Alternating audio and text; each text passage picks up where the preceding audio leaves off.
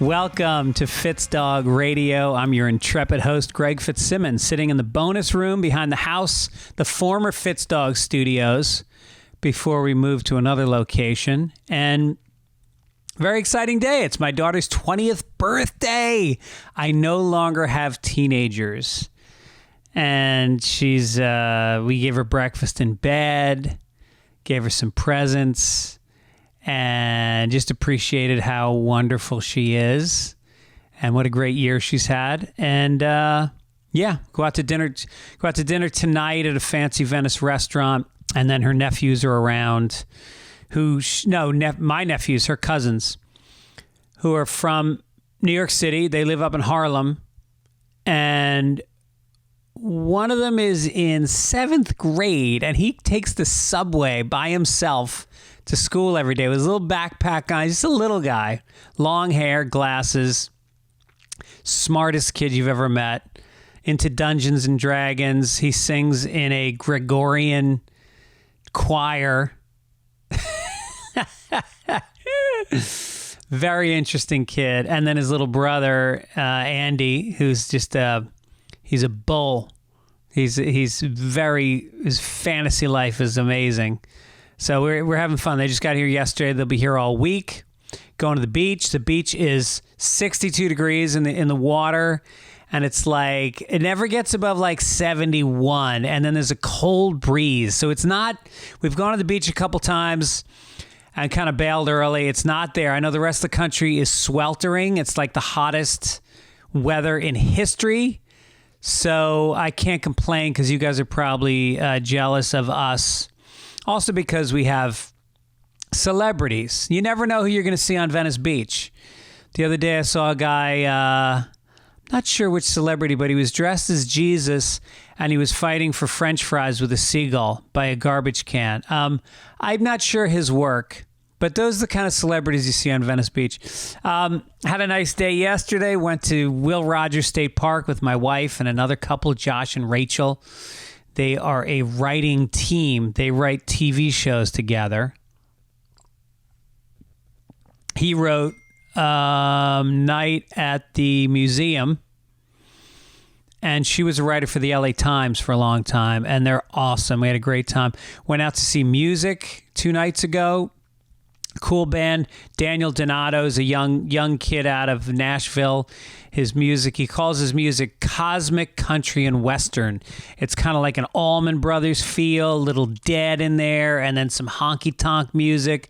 Played a Willie Nelson cover. But it's this cool little club. We walked to it, 2 blocks from our house, called the Venice West, and it holds a couple hundred people. Great sound system, cool lighting system.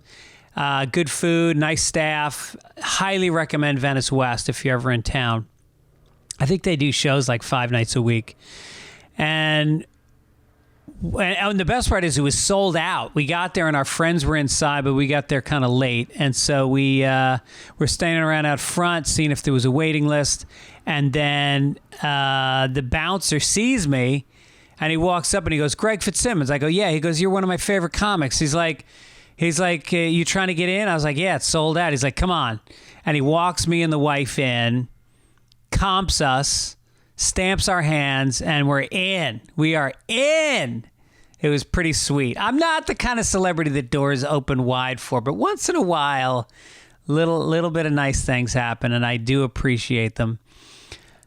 What's going on with Jonah Hill? Are we fucking back there again? Are we back in that place where we're canceling men because they dated a woman for 9 months and she didn't like a text that he sent telling her to take down her Instagram feed? He didn't like a picture she took because it was whatever. Probably inappropriate. Probably not his place to tell her that her pictures are scandalous in his mind or whatever his dysfunction is. But it's not a big deal. And now he's fucking canceled. This is crazy. Can we move on, please? Ruining a guy's life so you can get more Twitter followers or whatever the fuck she's going after. And I don't even know Jonah Hill. I'm not like, it's not a personal thing. This kind of stuff is just really confounding, to say the least. All right, we're going to keep this quick today because I have to go. I'm doing a game show for the Game Show Network called Blank Slate, and we shoot 6 episodes a day. And we're shooting some today. Mario Lopez is the host, and Caroline Ray is doing some episodes, and a bunch of fun people. Sarah Tiana. So I'm off I got to roll and go do that. And in the meantime, if you want to come see me do some live stand-up, I will be in Pottstown, Pennsylvania on July 20th at Soul Joel. It's supposed to be a great place. Make the trip out. It's west of Philly somewhere.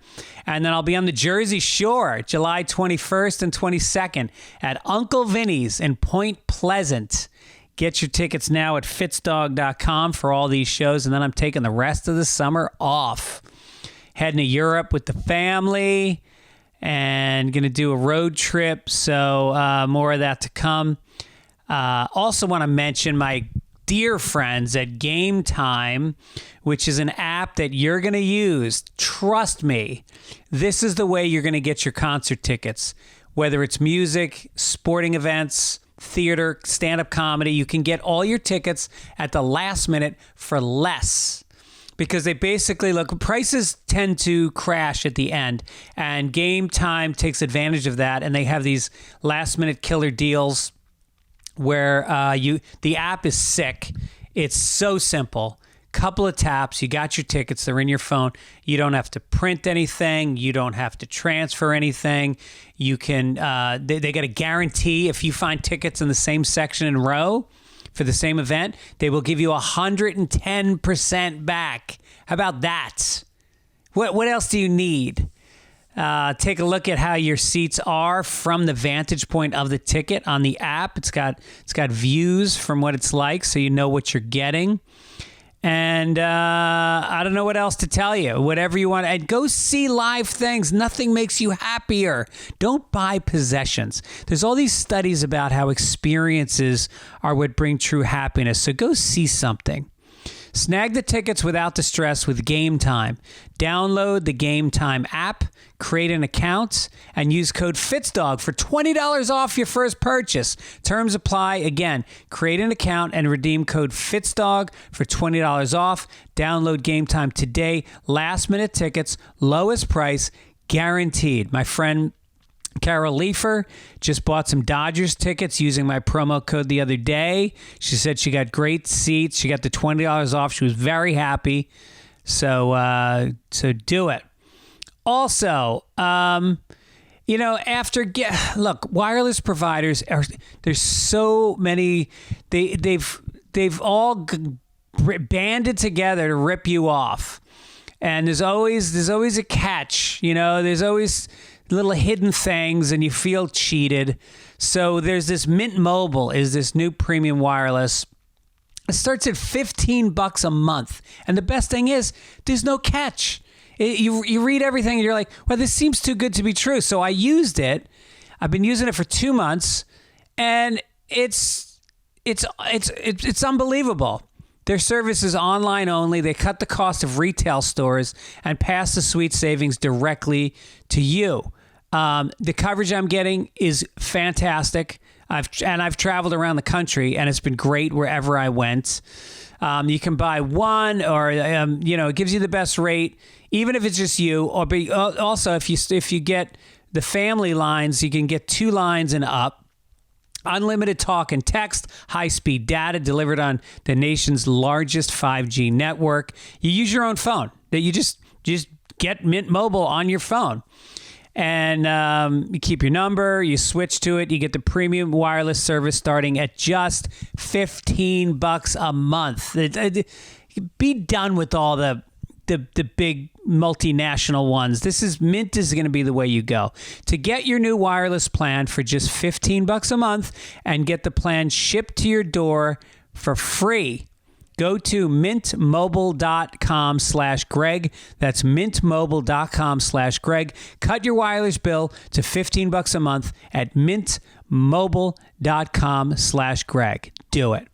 All right, let's get to my guest, who's a dear friend who I've gotten to know very well from hanging out at the Comedy Store over the years. He's a hot young comic. He's starting to sell out a lot of clubs. His social media following's blowing up. He's a great dude. You've seen him on all the late night shows, Conan, Seth Meyers, all that stuff. He's had a couple Netflix specials. He's got a new special. I think his new special came out. Yeah, he shot it at the Comedy Store as well. Been on Joe Rogan and Mark Maron, all the big podcasts. But he's a great dude. We had a really fun time talking this past week. Here he is, Fahim Anwar.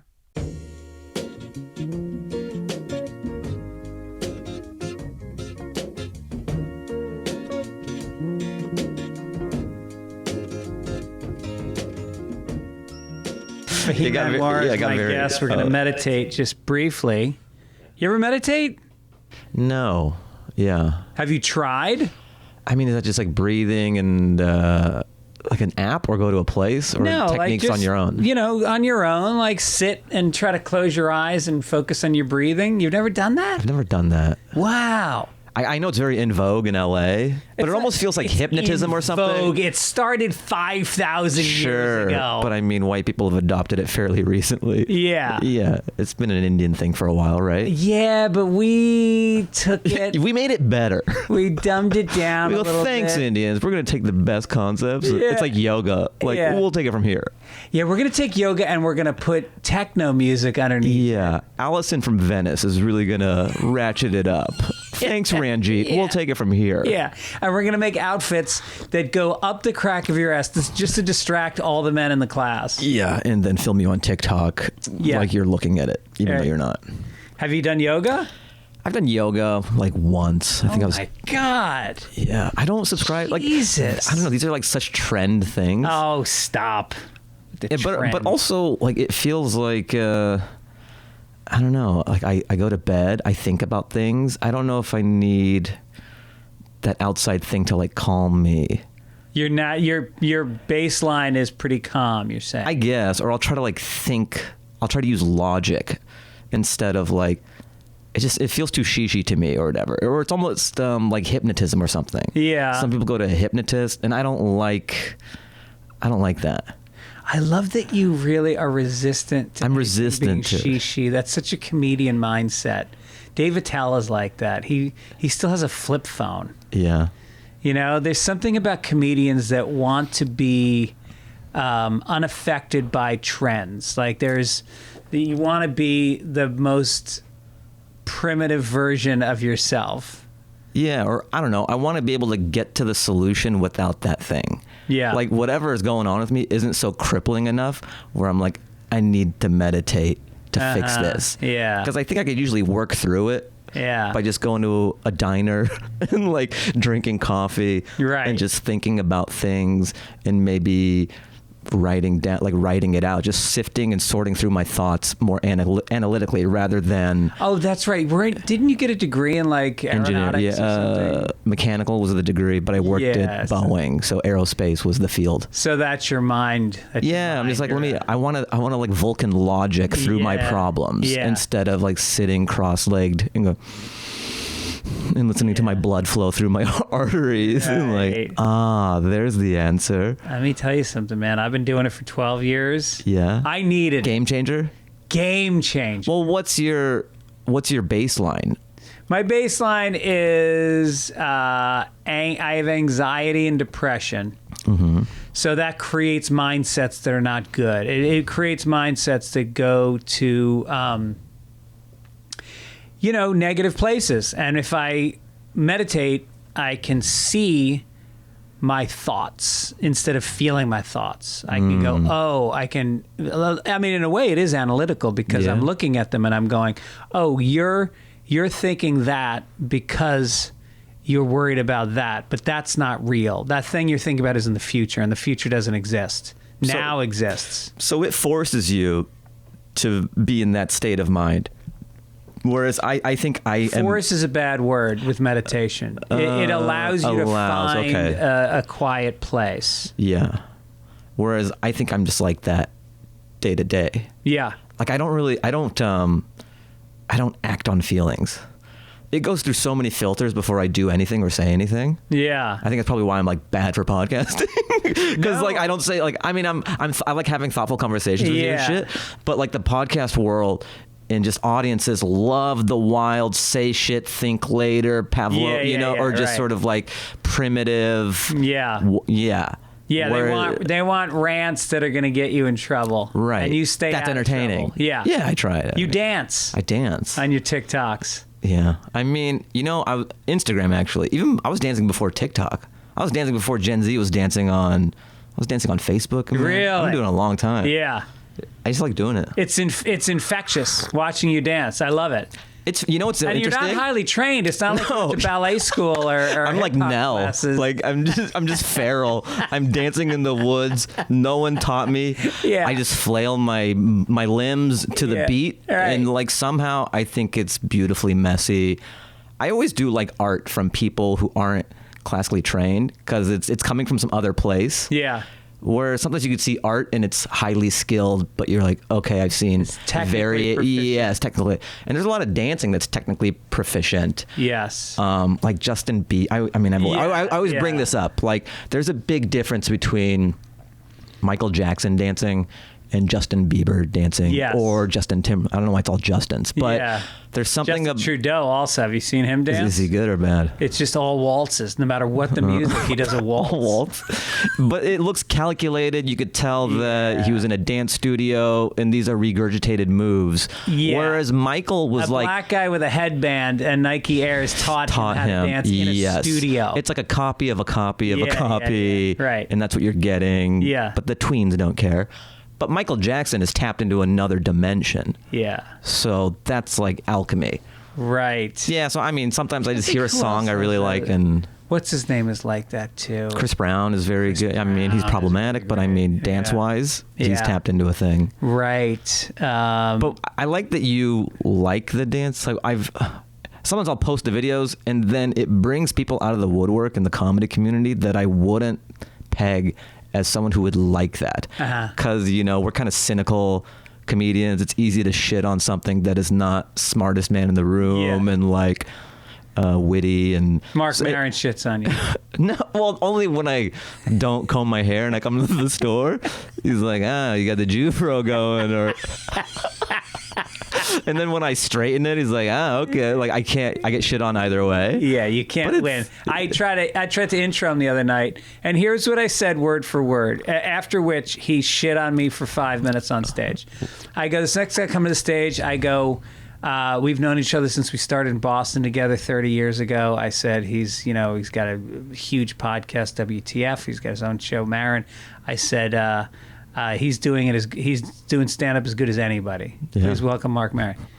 He's doing stand-up as good as any. I can feel a shot. I can feel a gut shot. You guys didn't. He's as good as. He just kept going on about it. I was like, you can't fucking win. Yeah, but that's his thing. Yeah. I know it's tinged in love. I know he likes me and stuff, so that's why he gives me a hard time. The only way to interact with Mark Maron, and I've known we started together, is you have to know exactly that. You have to know that he does love you. Oh, for sure. Because otherwise you will take it personally and you'll get very upset, which he also enjoys. Yeah. Yeah. Yeah, I think I wore a T-shirt and he's like, oh, you coming from the gym? Like that's been a zinger the past few times. Just like, you gonna go to the gym after this? And I always say, did you get that at a vintage store, which drives him crazy because it's all new, but it looks vintage. This is good. I need more Mark ammo. I'm just the punching bag. I need to fight back. Right. He's like the comedy bully. Like, I'm gonna hit him first. Yep. I always go like patchouli oil. Wow, I haven't smelled that outside of a Dead show in about 20 years. But he is good. His last special was it was great. I told I watched it, and then I think I'm getting better about this as I've gotten older. Just sort of like saying the things you feel, or like being less stingy with compliments. Yeah. Because I used to be like, oh, how's this gonna be perceived? Or I don't want people. But like, I had the thought when I watched Maron's special, and I'm like, oh, he's a friend. Like, let me just tell him in the hallway. And I'm like, what I like about your special is that, what happened to him with his like girlfriend, who passed away. He would have been well within his right to create like this emotional one-man show kind of adjacent to stand-up that is very in vogue, now. Like, you hate in vogue. I hate in vogue. Yeah. But you know what I mean? Like, that's the new thing with stand-up is sort of like not traditional stand-up, like have a spotlight, have a chair, have these lighting cues, and it's like a hybrid of stand-up or it's elevated stand-up, where you laugh once and cry 60 times. Right. Yeah, you go. I laughed. I cried. I cried. I cried. I cried. I cried. I chuckled. I cried. You know the review for some of these hybrid shows. Yeah, he could have done a tour de force, thought-provoking, powerful, just around that. Yeah. But the stand-up in me, because I'm a purist too, I just love stand-up, and I think he is too. He was able to weave that into traditional stand-up, like those beats and those moments, into just a really well-rounded special. Yeah. So I think that's and he was like, that's the gig, like that's the art of it. So I think it was cool that he took all that stuff that happened to him and did it within the traditional confines of stand-up, rather than let me do this standalone black box theater. Right. Well, he really the difference is a lot of people that are doing those sort of conceptual. It's a different thing. I have my own opinions about it. Like, right. So, some of it is great, but some of these conceptual narrative specials, they lack the road work. They lack the 10,000 hours that you put into that set. Whereas Maron's on the road, or he's at the store, he's like banging out the material and honing it. And then you see somebody who maybe they're an actor who does stand-up, or they're new to stand-up, and so they come up with this big concept, and Netflix buys it because, for whatever reason, they think that that's more interesting than somebody who's just been like a great headliner for 20 or 30 years, like me, and they put that's what I'm saying, right, and they put that on, and it lacks the tightness. Yeah, there's a real art to be able to address those heavy gravitational things and still be able to weave in these jokes and keep it light a little bit. And that's what Maron was able to do. Because once it's branded this kind of one-man show type comedy thing, then there's so much carte blanche given to the artist where you don't even really need laughs, because you're like, this is different. Yeah. We don't do laughs here. Although, at my last special, I really felt because you and I both shot our last specials at the Comedy Store. Yeah. Mine's not out yet, and yours is. It's called Hat Trick. Hat Trick, yeah. Because you did the 3 different rooms at the store on the same night. Yeah. And I like that because it honors the store. It sort of shows where your home is, and it gives it some visual candy. You get to see 3 different things, and so that was good. But the material was still just stand up. You didn't really address changing rooms very much at all. When I came up with the idea, I was just so surprised that no one had done it yet. It's like one of those great ideas that's hiding in plain sight. Yeah. Because I was at a place, I've been doing stand-up a long time, like 21 years. So I'm in this point in my career where I'm trying to bridge the gap between where I am artistically and where I am awareness-wise. You know what I mean? Like awareness of who I am. Yeah. I'm trying to get eyeball, because I wasn't a Comedy Central guy, I wasn't a Netflix guy, and that was the only way to get to people. So the new game is sort of YouTube, and just I need to reach. I'm playing from behind, so I'm like, I need the most eyeballs. How do I generate the most interest? I did this hour, on the road and stuff, and I'm like, if I just do that hour at some theater, it's going to get lost in the shuffle with every other, even if the material's great. Yeah. You can have 2,000 chocolate chip cookies, but you're not going to know the difference once you're between 1,998 and, you know what I mean? And 2,000, they blend in. So I'm like, how do I differentiate this? I need a differentiator somehow. Yeah. And just thinking about it, marinating on it, and I'm like, all right, I'm a store guy. That's already kind of some separation. There's not everyone is a paid regular. Having access to that place, they like me, So I floated it by Peter because I had that idea. I'm like, it'd be cool to just break up my long set into the different rooms. So do 15 in the OR, do 15 in the main, do 15, and then just tag along like a fly on the wall. Not because every special at the store, it's always they black it out for a day. Yeah. So it's not, they load it in. They treat the store like a theater that you rent, which is that's like gutting a classic car and putting like Bluetooth and shit in. You know what I mean? You want the original parts. Yeah. So like I wanted the store with original parts, which is just, you want to capture that kinetic energy and what that place is like. Comic bringing you up, and you bringing up the next person. That's the magic of the store, is that like you're bringing me up and then I'm bringing Maron up, and then it's just this grand central station of comedians where these people are getting a crazy show on a Tuesday. Like, where else do you... And then you got the good fortune of Quentin Tarantino happened to be hanging out at the club. That was a blessing. Like, I was already happy with how the special was going and what we've captured in the rooms. And then out of nowhere, Tarantino saying, like, giving me compliments and stuff. Like, I want to talk to the cool guy. That's amazing. Yeah, and just talking to Tarantino for a while. So did you promote it on all the podcasts? Yeah, that's the other thing, too. It's like... That's the key. Yes, you don't realize this until you kind of go through the eye of the storm and like promoting this thing. You think like, oh, I'll do the special and that's kind of it. But it's a two-hander. You have something large enough artistically to put out there, which is nice. But then the other part of it is, then it gives you a reason to call in all these favors in the comedy community. You know, like Rogan has me on. Then I do Tiger Belly. I do Bad Friends. I do Whitney. So then you get to promote. And then once comedy fans see you on all the top comedy podcasts, they're like, oh, he's a playable character in the comedy MCU now. Yeah.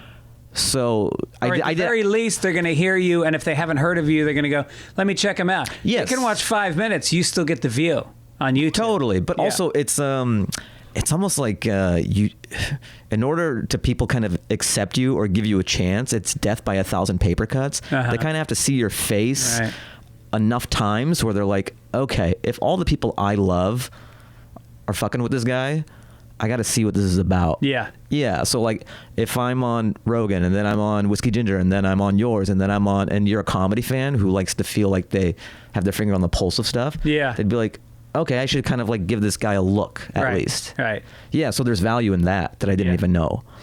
Yeah, I mean, I'm starting to find people like the New York guys that, because I haven't been in New York, I wasn't as aware of like, the scene in New York that kind of had this renaissance of guys, and I say guys because it really is like it's not the diversity that the clubs are trying to put out, but it's like Shane Gillis, Mark Norman, and Sam Morril, I love those guys.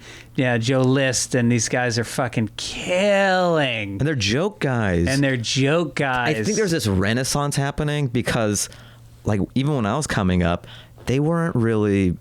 I feel like they weren't fucking with Norman. They weren't fucking with like Sam. These are just like guys who are in the weeds. Right. They love kneading the dough. Yeah. Yeah. And all the people who are getting shots, it was like casting Menudo or something. Right. Right. Like Comedy Central, Netflix, they're like, okay, yeah, I like his haircut. Yeah. I like the clothes here. Oh, he's got an earring. That's cool. Yeah. It's kind of like that. They're casting a boy band. Right. They weren't looking at the nitty gritty. These are just guys who are jokes. Jokes are everything. And also working in the clubs that are, you go to the Comedy Cellar or you go to the Comedy Store, it's black, Latino, white, gay, and then you see these alternative comedians, the whole audience is white.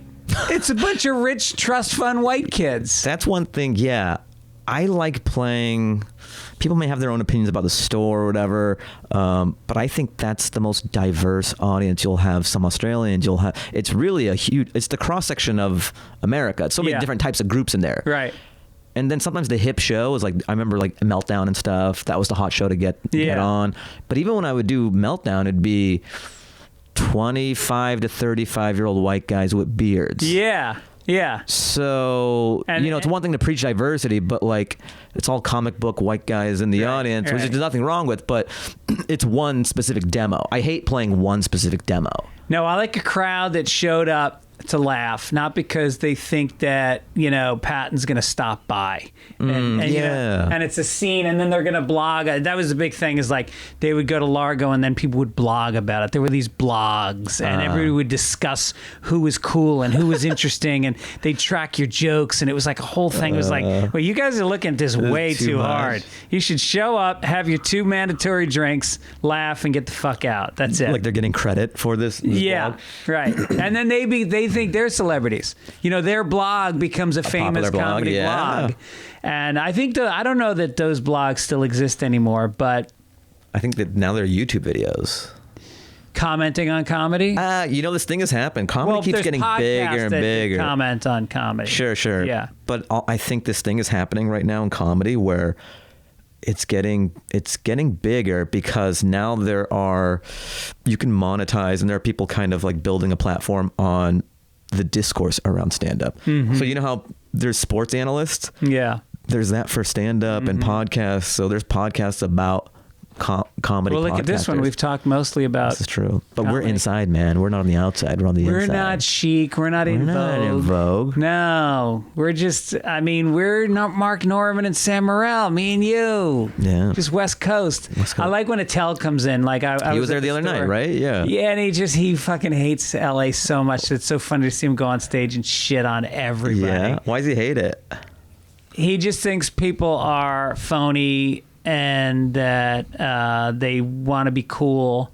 And, you know, he, like in any given set, he's going to say pilot season, headshot, and podcast. And with such disdain. Just where he's going to sprinkle in. That, yeah. The jazz is in between those. Yeah. And I went up with that, you know, him and Jeff Ross did bumping mics. And then they invited me up on stage and I go, oh, it's good to see after and after. Dave's up there. He's got on it's a hot night out, and he's got on jeans, a thick jacket, and a backpack that he wears on stage. He does the beanie and the hat combo, right? Yes, yes. It's almost like Danny DeVito in Home Alone. He's like, give me this. Give me the Smoky Bandits. Oh, my God. But he's great. I mean, always pop in the room, check him out, because he's not here that often. Yeah, he was here. He was here to go to Louie Katz's wedding. You know, nice. Louie Katz. Yeah. He's funny. So he got married, and I guess Louie Katz asked him. So funny because it was like a fancy 200-person Jewish wedding, and a lot of those people have no idea who Dave Attell is. But Louie wanted his procession song to be Attell. You know, he plays the recorder on stage. Oh, he plays like a little flute recorder thing. What does he do when I haven't seen him do it on stage, so he has a recorder? Yeah, he kind of does it between jokes. He just plays little tunes. Is he pretty good? No, he's awful. He knows like 3 songs, but he does it. And so that was the funeral procession. I wonder what's going through the guests' minds who don't know who. Right. They don't know what a get this is. Yeah. I know, and I hope somebody posted it. I don't know what comedians were there, but I hope somebody posted. The wedding was yesterday. Oh. So just so people know, I'm not sure when this is coming out, but the day we're taping this is it July 3rd? July 3rd, man. It's July 3rd. So let me ask a young guy like you. I mean, I'm comedy young. I'm not that young. You are comedy. How old are you? 39, man. Come on. Are you 39? Yeah, man. You go, it's over. This podcast, this isn't going out. I thought you were going to be like my young demographic. Nah, man. You go, well, this is shit. This isn't going to help me. Damn it. Sorry, dude. Dude, I have Emmys. I know. And you keep them so high up in your office. Yeah. I don't know. You guys can't tell, but he has a very tall bookshelf. Yeah. And all the Emmys are at the top of the bookshelf. Little dusty. So it's kind of like, it's a flex where it's not at eye level. Yeah. And if you happen to look up, he's like, that's right. Have you ever won an award for anything in your life? I got a Variety top 10 comics to watch. Oh, nice. In 2019, which is before the world ended. Oh, so God. All the momentum was just fucking squashed. Yeah. And then we all came out of our caves, and then they were like, oh, did you? Huh. Yeah. So, I mean, I have this little crystal.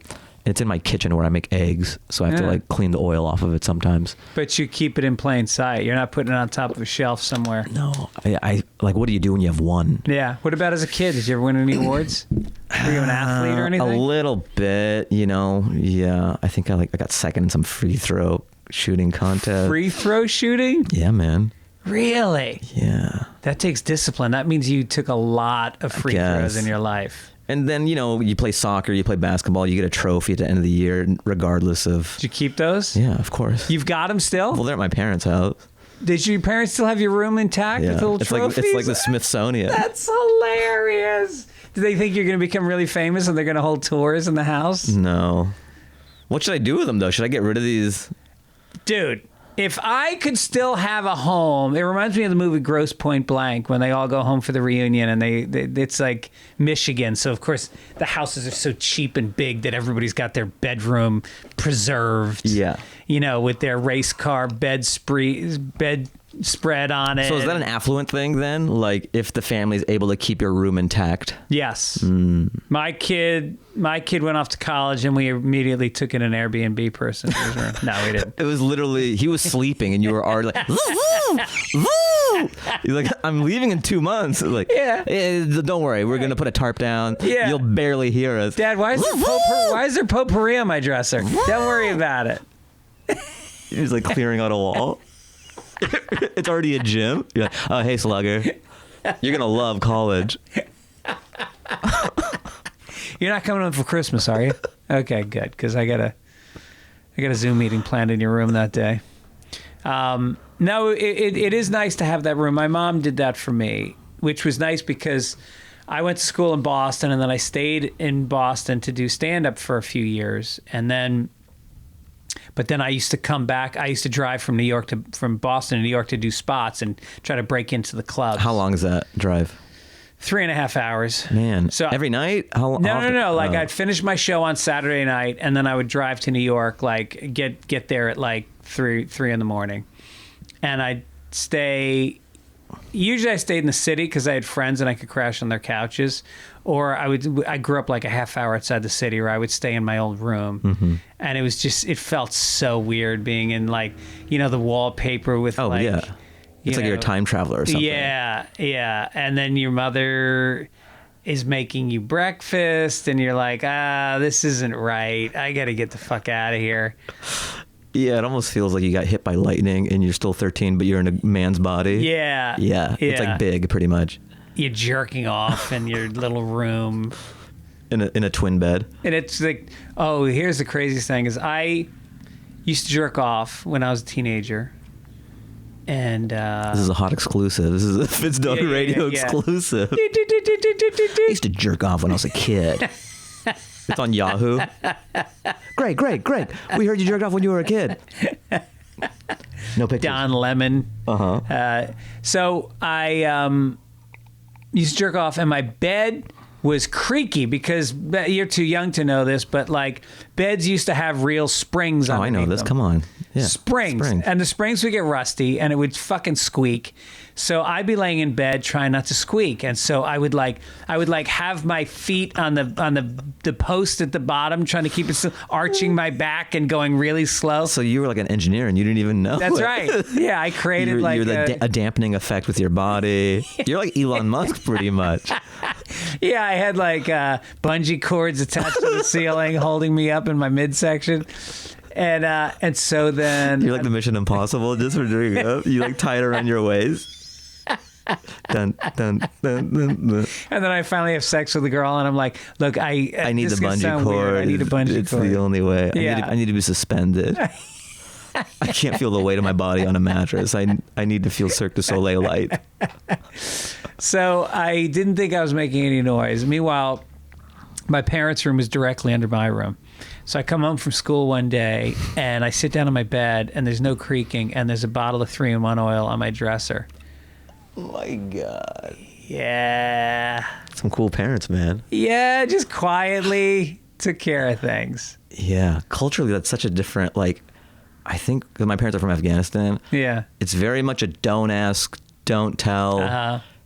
That would be mortifying for them to know. For them, they wouldn't be coy like that. You know what I mean? What would they have done? That's one thing. I don't know. I think it would be just pretend you don't see it or hear it. Just sort of sweep it away. That's a big thing in our culture. Just like sweep it under the rug, or just don't address anything. Yeah. That would be a funny scene in a movie. Is this Afghani couple just sitting there watching TV, and it's squeak, squeak, squeak, but they don't react. They just keep watching TV. Nothing's happening. They're not going to talk to the kid about it. They're not going to tell them they know. It's just going to be this elephant in the room. Yeah. It always fascinates me just because I would see this in TV and in like movies, and I would have some friends like this, and like this would happen where they go like, Tyler, if you're going to go to a party and you get drunk, just let us know. Yeah. We don't want you driving home. Well, I'll come and get you, okay? When you wear a condom, okay? Like, I'm like, what? They're talking like they're homeboys or something. Like, look, it's prom. You're going to fuck. I get it. Just don't get too shit-faced. Look at the pill. Make sure the type of pill you're taking. Yes, do the test that we gave you. Yeah, we gave you just to make sure it's pure coke. There's a lot of fentanyl. Use my coke. Okay? They're lacing it with a lot of stuff nowadays, and I don't want to lose you. Just use your mom and mine coke. Right.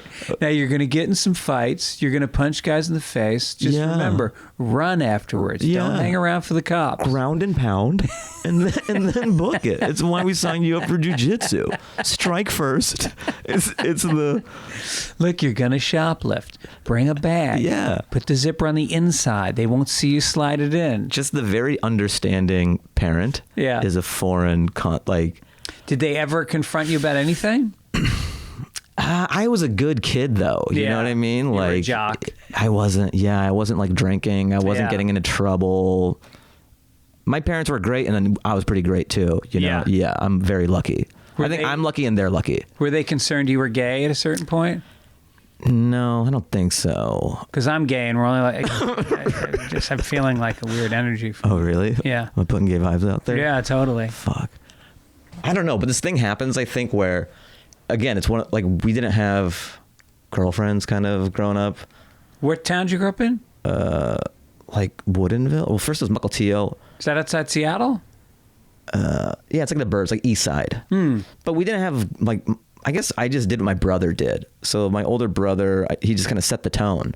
So he didn't. Wait a minute, you're a younger sibling and you weren't a fuck up? Usually the older kid is the really well behaved one. He is. And then but the we're younger both. one is a little more. But my being a fuck up is doing stand up comedy. Yeah. Like that was like doing heroin. I shouldn't be, and it was so embarrassing for my dad and stuff early on. Oh God, yeah, that's shameful. It's like your son's a clown. I mean, the thing about stand-up comedy that people need to understand is that when you're a successful comedian, people are like, that's so amazing. I have so much respect for you. You're you know, you followed your dream. Good for you. Like, I wish I could have done something like that. 20 years leading up to it, though, you're a loser. You're a loser. You're a pariah. You're a pariah. Something's wrong with you mentally. You're inviting people to your shows who don't want to go. Yeah.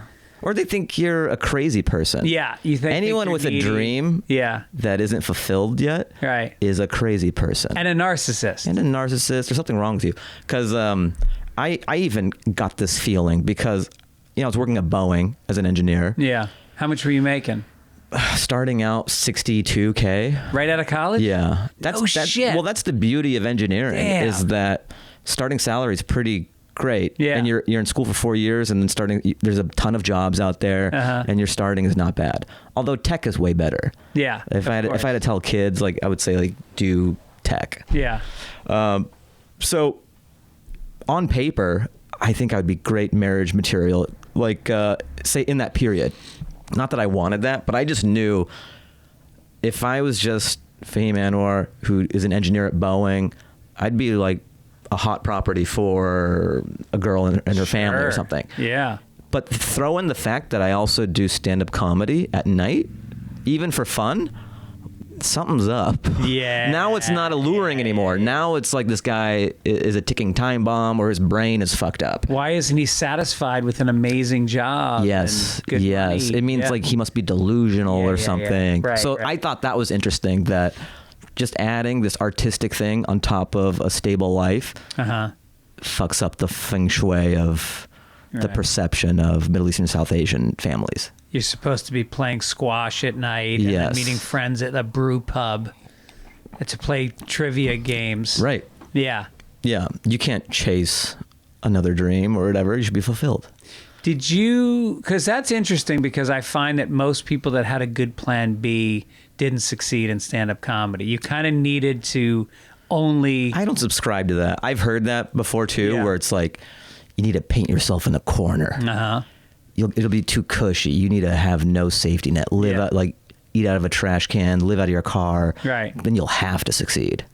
Where I'm like, you don't have to. You don't have to do that. Well, look at Michelle Wolf. She was like you. She was like very successful. Like, what was her date? She's like a corporate executive. Oh. She was like way up there, And then she kind of segued over.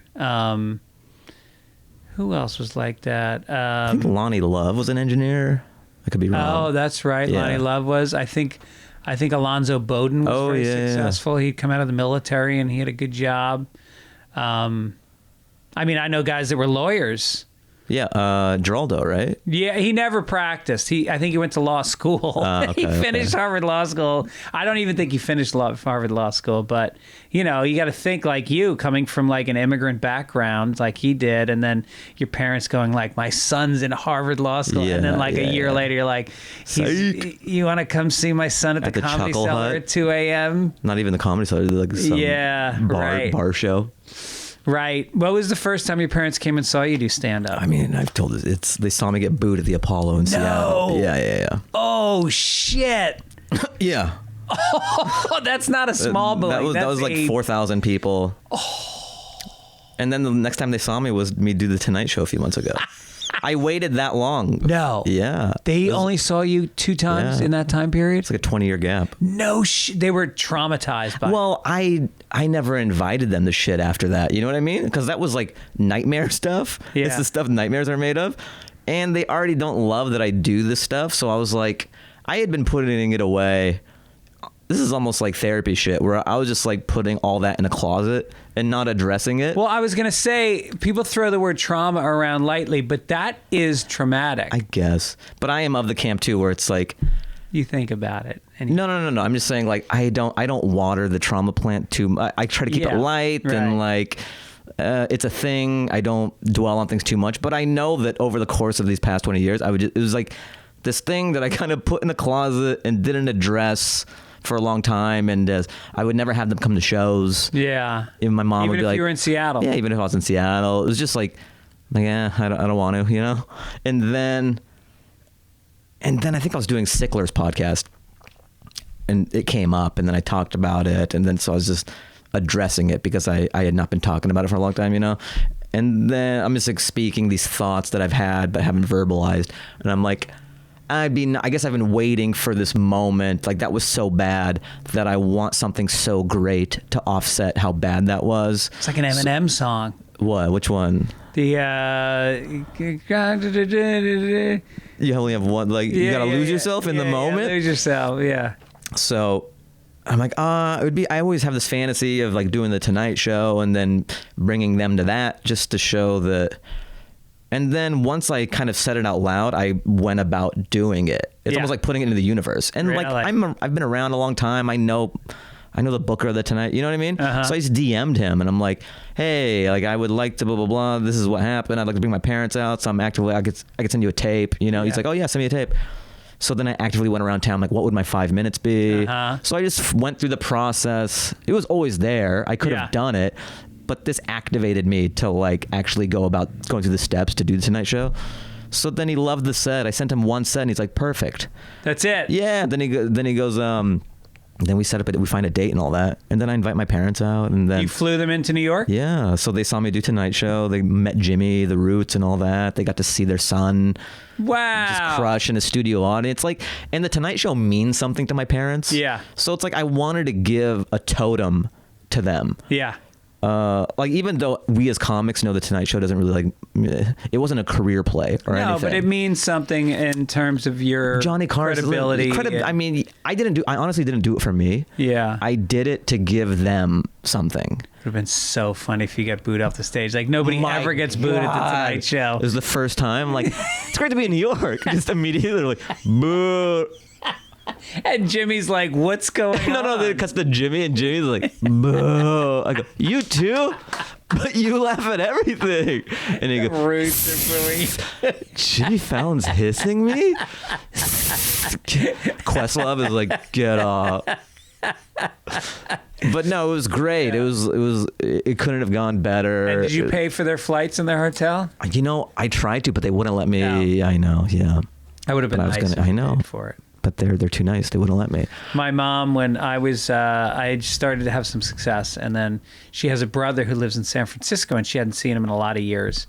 And she also is a big golfer. And I said, you know what, Mom? I just had some good things happen. I'm going to fly you out to San Francisco. We're going to see Donald, and we're going to play Pebble Beach. Wow. which is the best golf course in the country. And so I get the tickets. We get on the plane and we're flying out there, and we're sitting next to this guy. And you know this as a comedian. When you're on a flight or anything and somebody says, what do you do for a living? You go, I sell paper. Oh, yeah. I'm an engineer again when people ask me. Yeah, you never tell them you're a comedian because then you're going to get the same stupid 10 questions. It's like saying you're an astronaut. No one's like, oh. Right. And it's going to be a one-sided conversation. Yes. You'll finish the flight and not know what their name is. You're doing a show pretty much. Yeah. And so this guy goes, hey, how you doing? Nice to meet you. And my mom starts the conversation because that's how she is. She's just Bronx Irish, gets to know everybody. And so he goes to me, so what do you do for a living? And I'm about to make some. She goes, he's a comedian. And then he goes, so are you successful? And my mom looks at him and she goes, he's about halfway up the ladder.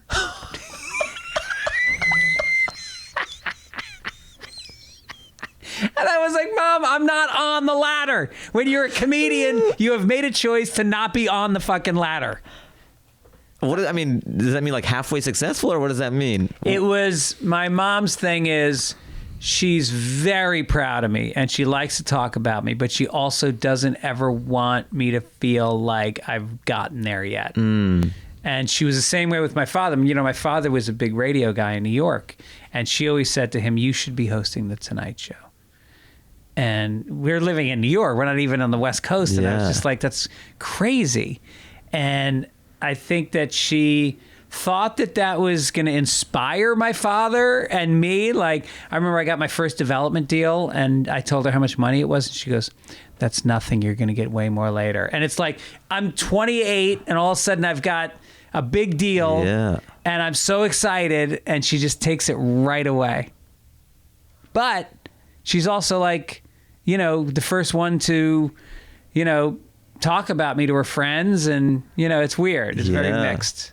Well, that's cool. It's sort of like proud, but then also knows your potential. Yeah, or overstates my potential. Hey, it's nice. It's better to over instead of under. I don't know. I think I want my mom to just accept me.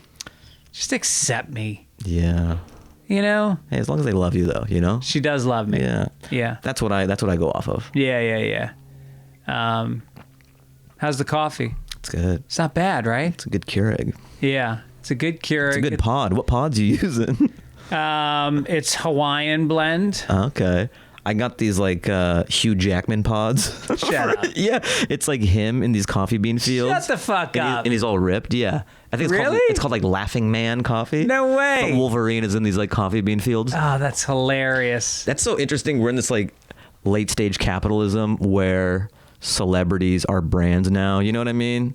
Well, because their accountants are all saying you got to launder this money. You gotta, is that what it is? For tax reasons. Yeah, that's why Snoop Dogg has a wine, champagne, and wine. I mean, and he has everything. Yeah. I mean, you look at what's his name, Margaritaville. has a tequila. Jimmy Buffett's got restaurants all over the place. Ron White's got tequila. What's Rogan got? Well, he's got On It Pills. Yeah. And I think he just came out with a whiskey. I think he came out with a good scotch or a whiskey. Yeah. No one's done What's cigars. your business, man? Oh, you would think Burr should do that. Yeah, Burr should do cigars. What's my thing? Well, I mean, you see the cups. There's the Sunday Papers mug. There's the Fitzdog radio mug. You need to think bigger, dude. I'm like your mom here. I know. You're starting at mugs. Yeah. Shoot for the moon, dude. Golf clubs? Yeah, that's pretty high end. A set of golf clubs. Even if I sell one. I think I've read that on one of those inspiring quotes on TikTok. Yeah.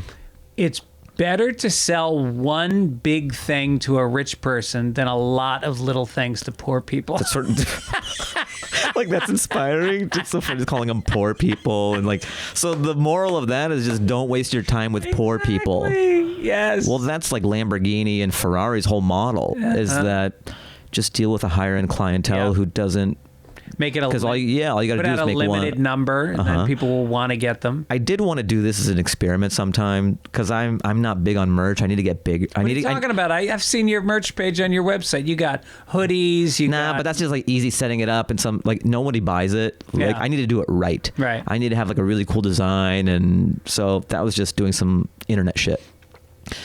But I'm not great at sending. You know, some comics are great. they have so much income from their merch. Their merch game is so strong. Yeah. They'll send a box of merch to every city they're doing, and they'll set up this marketplace after the show. It's a lot of work that I need to figure out. Yeah. But in the interim, I think it would be fun to do an experiment where I go and say I'm doing Boston. I'm doing a weekend. I go with 2 T-shirts. And they're limited. It's a limited run. Right. And each T-shirt is like $300. Yeah. So I go the Versace route. You know what I mean? Great. Because then I'm only packing 2 shirts. I'm getting rid of all the clutter. Yep. And I make it limited. You know, I weed out the poor people. Yeah. And then there might be some rich Persian guy who wants to impress his date, and he's like, "Yeah, I'll have the $300. Yeah, I'll take 5." And then at the end of the show, you go, by the way, you can go to my website and get the shirts for $19. Right, after he's already spent the money on it. No, I've done that actually. What I sell pins, you know, the Greg Fitzsimmons pin. Yeah. Have you seen them? No. Oh. Oh, nice. So these were made by a guy. I've seen him at the store. Yeah, Rockin' Pins. Yeah, okay. He started out by doing one for Brody, and then okay. He's done them for a few comics, and the best part is, I sell them on the road, and I don't have to pack an extra suitcase with it's so T-shirts. tiny. It's so small. I just bring a bag. I bring a couple hundred to each city, and they sell like crazy. Really? And then, but I've gotten to the point where I sell out, and then I have a show left, and I have 1 pin, and I always give 10% of all my merch money to Best Buddies, which is this group that I work with for. I thought you were going to say Best Buy, where I get, like, you know, they it's had a hard time. 10% of it goes to Best Buy, where I get AirPod Maxes and laptops and such. You got a refrigerator. Got a refrigerator. It's a smart refrigerator. So if I have 1 left and I've done this, I have an auction, and all the money goes to Best Buddies. Oh, that's cool. And it does get up to like $100 or $200 because it literally turns. Everyone can hear. You're like, we got this over here. Yep. We got 100 over here. Yep. We got people are drunk. Yeah. Yeah, I love it. An auction. Maybe great Doug Benson does a funny thing. Have you ever done his podcast, Doug Loves Movies? No.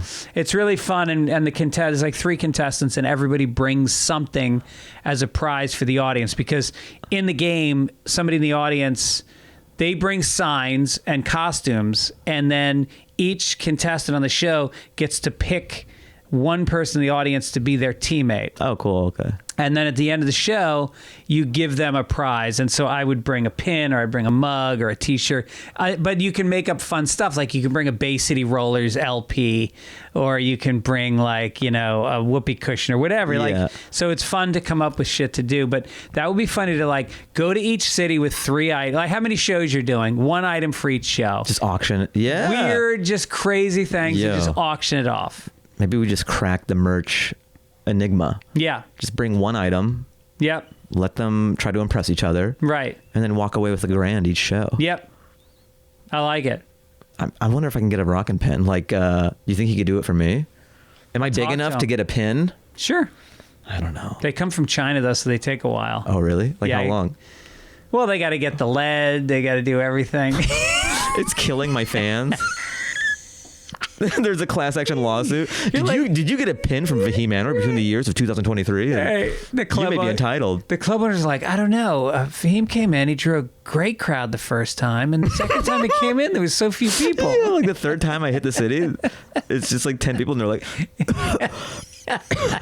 it's like a burn pile. Like nobody knew that lighting our garbage was bad for us. Yeah, right. Isn't that bonkers? Like the military is like burning garbage and feces, and they're like, that was bad for our troops? Yep. Interesting. I know. So do you bring merch to your shows? No, I need to figure it out. Really? Yeah, do the pins. I mean, the pins is great. Pins is great. And people, here's the best part. Sell them for $10. T-shirts, you got 25, so much hoodies, 40. Like nobody wants to shell out that kind of money. And no one's too fat for a pin. That's right. Maybe that's how I sell it too. Yeah, right, Guys, right. I'll be selling pins after the show. You can put them on your jacket, on your shirt. You know, no one's too fat for a pin. Thank you. Thank you. Good night. Thank you, San Antonio. You've been fantastic. You guys have been fantastic. Yeah, that's hilarious. I'm looking at your tour dates. You're going easy this summer. Well, I'm almost done, so I'm kind of like rounding 3rd. that's why the Pacific Northwest is kind of the last things that I got. Yeah, I saw you going to Laughs Comedy in Seattle. Will your parents come to that? I don't know. The thing is, I don't think there's an appetite. Like, my dad is indifferent, you know, but the Tonight Show was big enough to, like, all right, let me rally my dad. My dad's not like, when's your next show? Yeah, right. I mean, do they watch your stuff on social media? Yeah, my mom does, but my dad's not like a 13-year-old Instagram. He doesn't. Yeah. Right. But my mom will keep up. She'll watch stuff I post, so my mom keeps up with it. But I don't know if I'll have them come out and see. I did the thing. I got the monkey off my back. They came to the Tonight Show. No, it's almost like you don't want to go out for a nice sushi dinner, and then later that night you're still a little hungry and you go to McDonald's. It's like, no, you got I did the thing. How am I going to beat 10? You know what I mean? Right. And on a high note. It's sort of like that. When you're doing a bunch of shows on a Saturday, you're going to hit the Improv in the Factory, and then say you have a shitty set for your like third one. You're like, I should have ended after the store. Yes. You know, yeah. No, sometimes I throw a move on the wife and I knock it out of the park, you know? Like, I haven't jerked off in like 5 days and I'm just feeling it. And then like she starts rubbing against me a couple hours later and I'm like, no, honey. I'm Elvis right now. 57. Like, yeah. Give me 24 hours. I gotta hit the pause button for 24 hours. Yeah. Like, you don't know this, but you like the way you feel right now. Yeah, right. You're like, look, I've been there. Yeah. I've been on the other side of this. You don't want to. I don't have it in me. This night to end with, hey, it happens. It happens to guys all the time. What guys? What are you talking about? Or that'd be funny. Just afterwards, you go, well, I tried.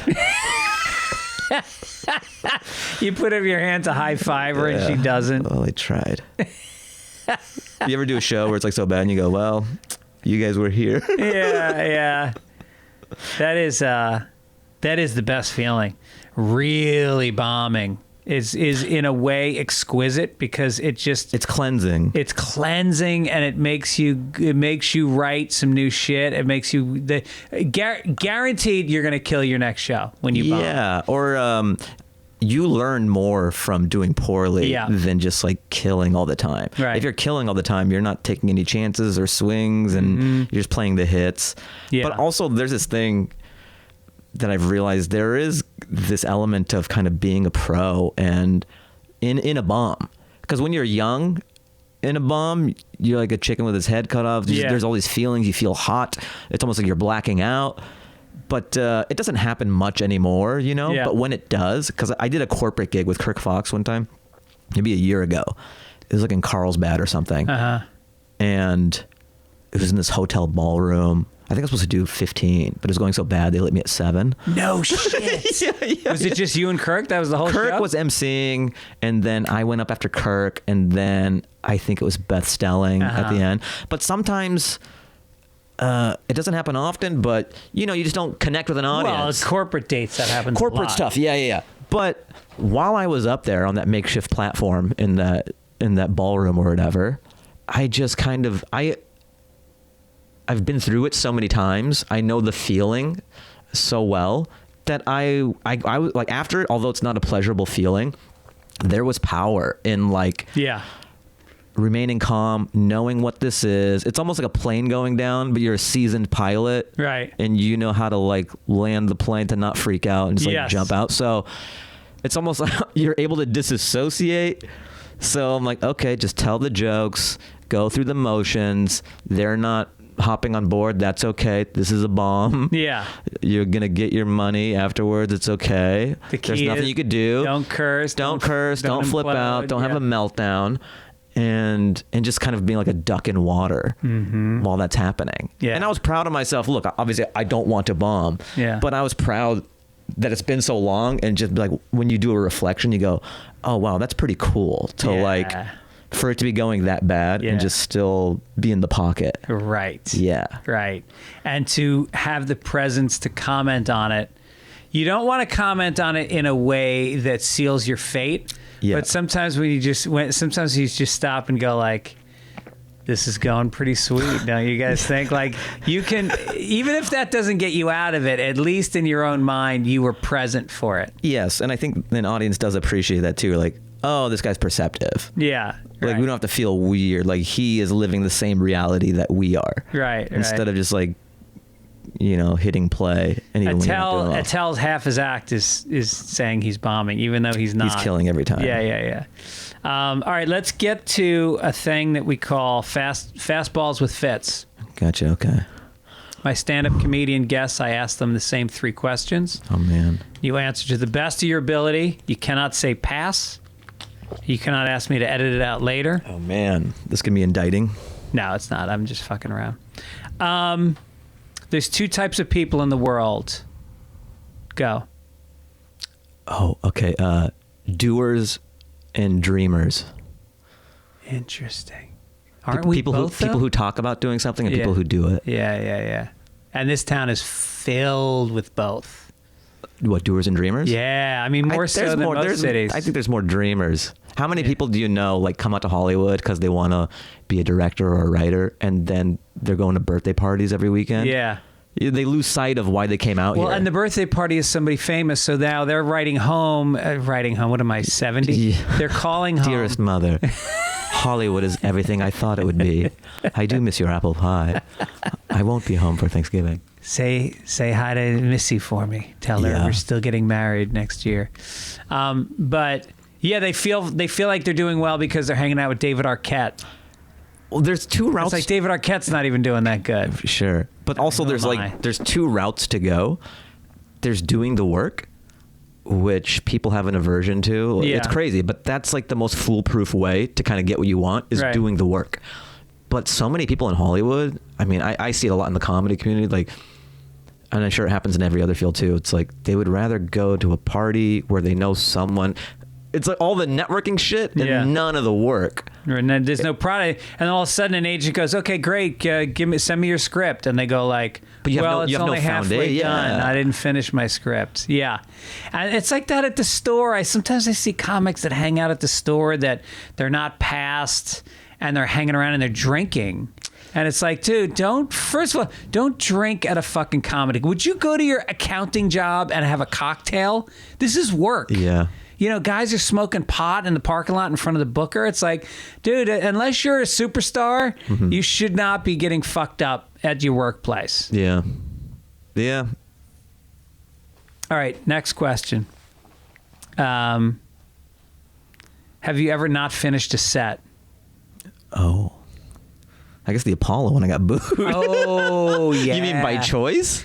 Well, I guess that would count. Yeah. At any other times? Just like not finished my set? Yeah.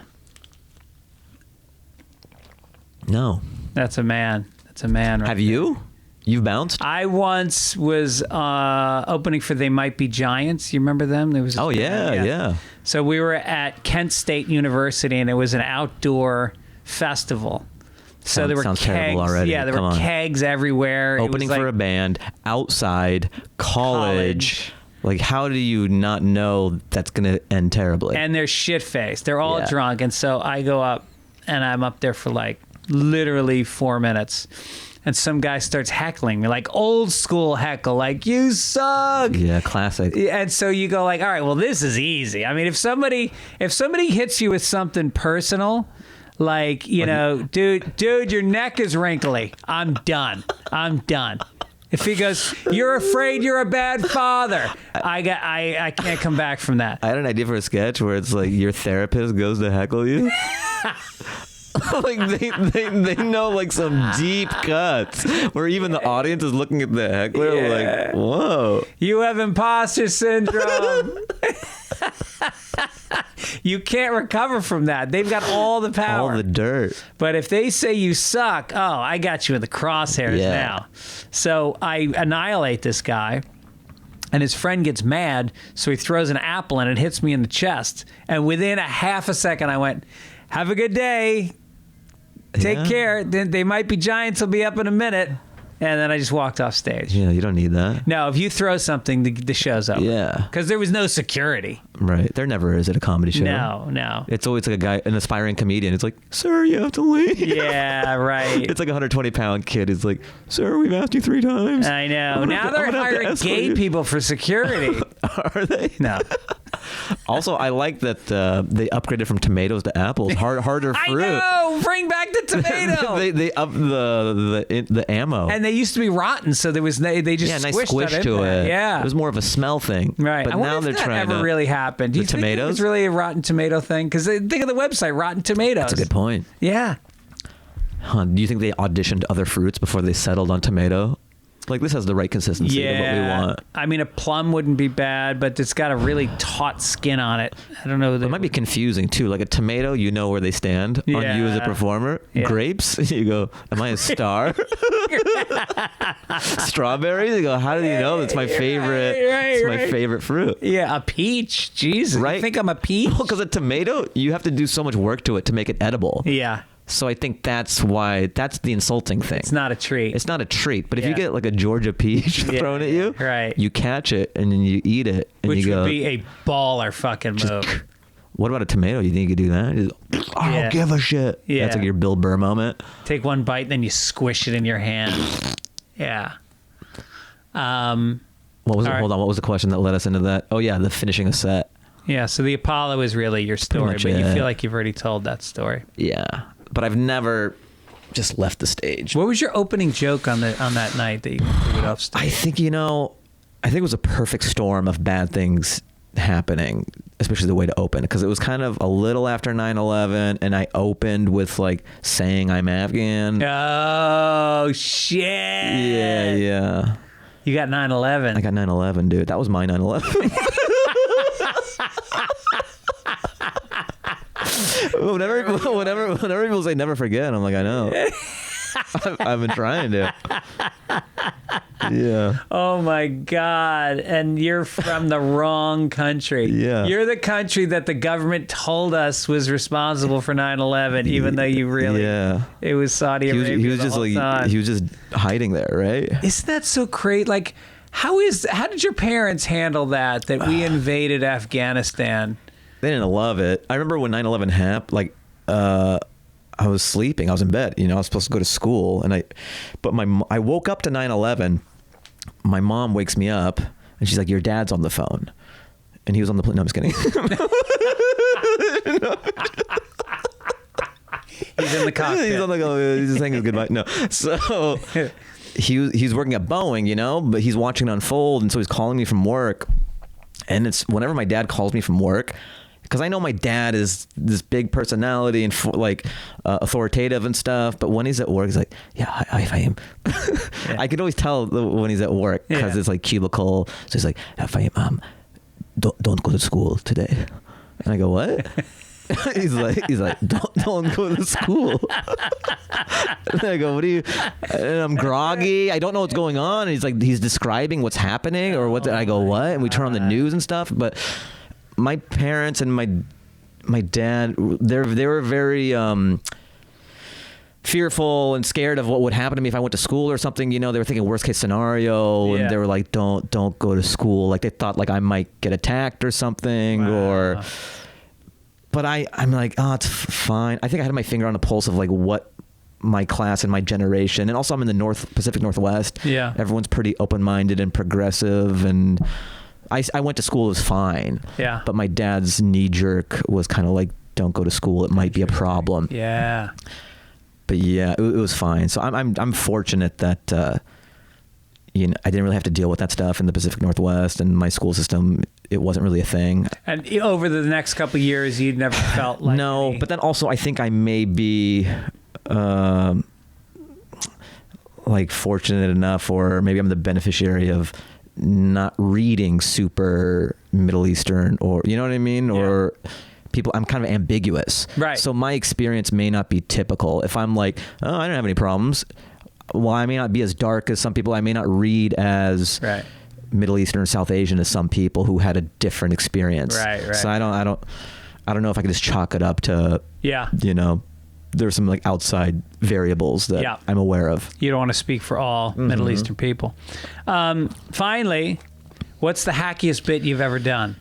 Oh man. Hackiest. Probably, along the same lines. I think that was kind of a big thing in the zeitgeist with the war and everything. I would go, let's get it for the troops, right? I'm like, because that was a big thing. Let's give it to everyone, like clap. Everyone is Pavlovian and be like, give it up for the troops. Everyone like, yeah. I go, yeah, my brother's out there. He's, he's serving, he's fighting. And luckily he was able to blow up 2 U.S. tanks. And then I go, it's too late. You already clapped for him. Too late. That's not a hacky bit. That's a fucking great bit. Yeah, I feel like I've heard it though. No, that's amazing. I love that's a ballsy bit. I would really milk it with the give it up to the troops guy. I go, my brother, he's out there, he's serving, and he told me it's gotten kind of dicey out there, but luckily he was able to blow up 2 U.S. tanks. So, and then I just love snapping it and just like pointing it, doubling down, and be like, too late, you already clapped for him. You can't take it back. I'm going to tell him you clapped for him. I'm going to encourage him. Yeah. I had this other one kind of in the same vein. This isn't hacky, but I only did it once or twice, but I enjoy it because it's playing on the trope of like, there's this social contract between comedian and audience where they just do the thing. Yeah. So I go, I'm like, hey guys, I quit my job. I quit my job recently. I finally was able to quit my job. And everyone's like, I'm able to do comedy full time. I was able to quit my job. And everyone's like, woo. I go, yeah, I was an oncologist at a children's hospital. Like, no, you should keep the, because whenever you say I quit my job, everyone is like, because they think you're like a meat grinder or you're like shoveling coal or you're doing a forklift. But there's something very funny about the guy who's doing some altruistic thing to do jokes. Like, I quit my job finally. Yeah, I was saving kids' lives. Yeah, Steve Martin used to do this bit where this is when he was doing arenas. And he'd go, okay, everybody repeat after me. Let's do the nonconformist oath. I promise to be different. And everybody goes, I promise to be different. I promise to be unique. And they all go, I promise to be unique. And he goes, I promise not to repeat things other people say. And then you just hear people confused going like, what? Like half figuring it out, half carrying out with the oath. Right. I'm sure I had hackier stuff when I started. No, those were both good jokes. That's, I think you copped out of that one. Fuck. I used to stuff napkins in my cheeks and do Bubba Gump impressions. I like that, bro. Yo, I'm about it. But it started out as a Marlon Brando impression. I'd put the napkins aside, and then I pretended it was Marlon Brando ordering in a restaurant, and he'd say, what kind of soup you got today? And then he'd move it, and then I'd move the napkins to my front lip and go, we got barbecue shrimp, baked. I would love if this bit is with you your entire comedy career, and it's just who is the new marble mouth. Yeah. You just keep on shifting it. Right. But I love shit like that. I think there is this aversion to, like, funny's funny. Yeah. I think, especially because you're like an East Coast guy, Boston and all that, it should be about the jokes. But I think sometimes we forget that stand-up is such a blank canvas and it's a sandbox. And even something you can do anything you want. And I it's like just like how I like to dance sometimes and post it. Like it's not comedy, it's not straight, but it's entertaining, it's expression, it's something different. Yeah. And I like embracing that. Yeah. So I'm not really turned off by that. I love it. Yeah. And I love watching you at the store. You're one of those guys that just always has new shit. Sometimes you go up and you do your character. What's your character called? Lance Can't Stop Liz. Yeah, Lance is great. And thanks for coming back on the podcast. Of course, man. Thanks for having me. It's always fun. And don't forget, go see him in Seattle on July 21st and 22nd. Mississippi Studios on July 26th. That's in Portland, in Portland, Oregon. It's very confusing. Mississippi Studios in Portland, Oregon. And if you go to FahimAnwar.com, you can get the tickets, the links. Yeah. Also, you don't have a Wikipedia page. Yeah. I think you're ready for one. Here's the thing. I want it to be made for me. I don't want to make my own Wikipedia. Yeah. It feels wrong. Yeah. So we have a lot of peers, and that's how they start their page. Oh, I didn't know that. A lot of people will get theirs going. Yeah. But I want it to be done for me. I don't care enough to it'll be like he's battling his homosexual tendencies. What? He used to do this joke about bombing U.S. tanks. Not a patriot. Do not see him. Why is that in my Wikipedia? Do not see this man. All right. Thanks, man. Of course. See you soon. Yeah, man.